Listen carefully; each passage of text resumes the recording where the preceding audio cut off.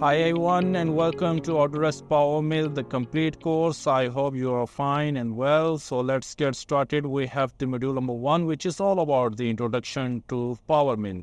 So in this module, what we are going to cover is what is PowerMill and applications in the industry and basic workflow of PowerMill 2024 and understanding the PowerMill 2024 user interface. So let's get started. The first question in our mind is all about what is PowerMill. So PowerMill is a highly specialized NC computer-aided manufacturing software that is considered a leader in the industry for manufacturing intricate shapes. These complex geometries are often seen in sectors such as tool making, tool designing, jig fixtures, automotive sectors, and aerospace manufacturing.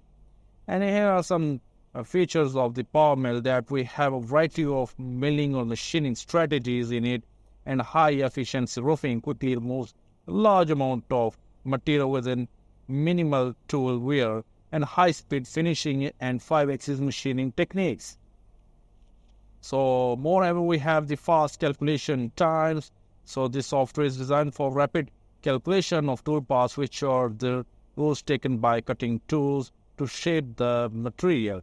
So this efficiency is crucial for reducing the time between design and production.